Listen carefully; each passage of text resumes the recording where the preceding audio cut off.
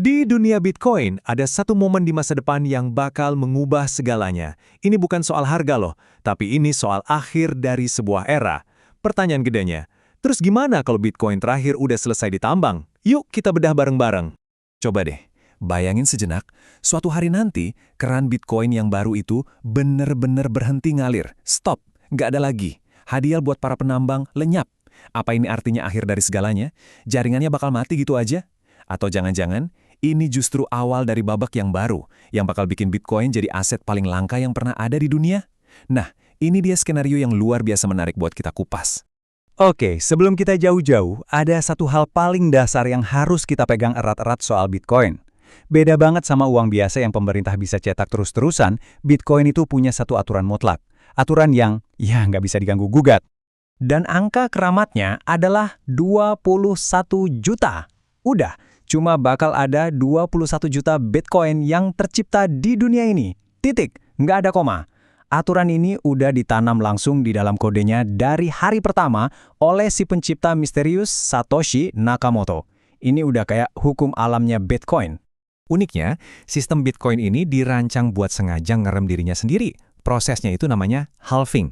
Gampangnya gini, kira-kira setiap 4 tahun sekali, hadiah buat nambang Bitcoin itu dipotong setengah. Jadi bayangin aja ini kayak countdown yang udah diprogram otomatis, yang mastiin pasokan koin baru itu makin lama makin seret, makin langka. Nah, terus sekarang kita ada di mana ya? Ya, kita ini masih ada di eranya penambangan, Bitcoin baru masih terus dibuat. Tapi, dengan setiap halving yang terjadi, kita tuh kayak selangkah lebih dekat ke garis finish. Proyeksinya, Bitcoin terakhir itu bakal ditambang sekitar tahun 2140. Emang sih kedengarannya masih lama banget, tapi ini bukan ramalan loh, ini kepastian matematis. Oke, jadi kalau itu semua kejadian, apa dong dampaknya? Yang pertama dan paling kerasa, kita bakal lihat era yang sama sekali baru buat para penambang. Cara mereka dapat insentif bakal bergeser secara fundamental. Coba lihat deh perbedaannya. Di sebelah kiri, ini kondisi sekarang. Para penambang dapat duit dari dua sumber. Satu, koin baru sebagai hadiah blok, dan dua, dari biaya transaksi pengguna. Tapi nanti di masa depan, lihat yang di sebelah kanan. Sumber pendapatan dari koin baru itu hilang, lenyap. Yang tersisa cuma satu. Ya, cuma dari biaya setiap transaksi yang mereka proses.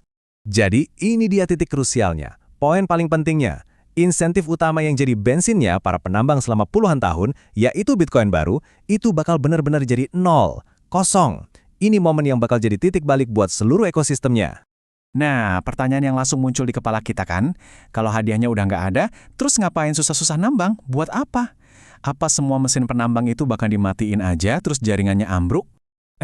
Ternyata jawabannya enggak. Enggak sesimpel itu. Selama masih ada orang yang pakai Bitcoin, entah buat ngirim, nerima, beli sesuatu, atau nyimpen nilai kekayaan, ya bakal selalu ada biaya transaksi yang ngikutin.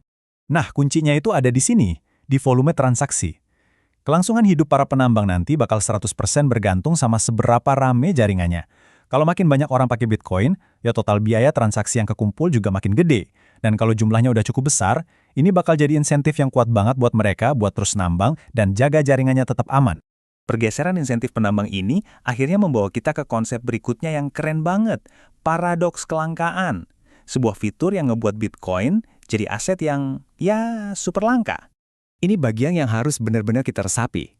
Begitu pasokan nyentuh angka 21 juta, itu benar-benar final. Selesai. Nggak ada lagi rapat dewan direksi, nggak ada keputusan pemerintah, nggak ada tombol print money yang bisa ditekan buat nambahin jumlahnya. Ini adalah kelangkaan digital yang absolut, yang belum pernah kita lihat sebelumnya. Tapi, tunggu dulu. Ceritanya jadi makin menarik lagi loh.